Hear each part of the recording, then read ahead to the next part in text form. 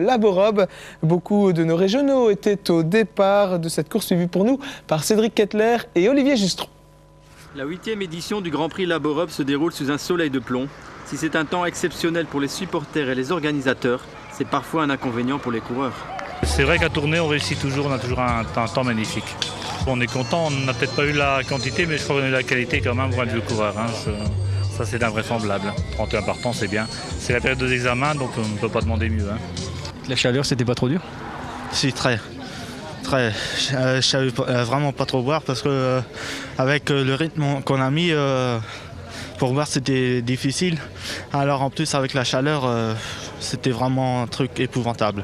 Afin d'économiser leurs forces, les coureurs restent groupés dans le peloton jusqu'à la mi-course.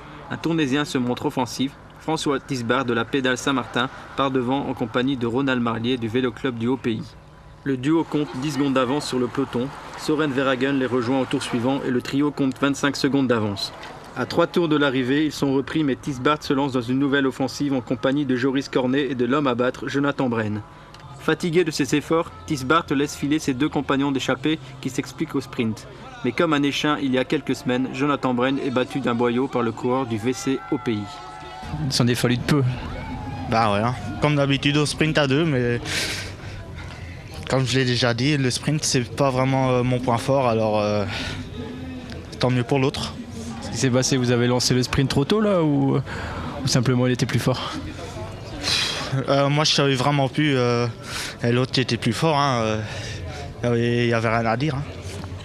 Pendant la course, j'avais un peu de mal à suivre au début et après j'ai commencé à reprendre mon souffle, donc j'ai su accrocher et quand j'ai vu qu'on n'était plus qu'à deux et que je sais quand même qu'il était assez fort, j'essayais de passer 2-3 fois mais il travaille en cadence de pédalage, donc j'ai eu un peu de mal à passer et après j'ai tenté le tout pour le tout au sprint et tout juste, mais enfin voilà quoi. En belle pelote, les rouges de l'A2 avaient un programme partagé.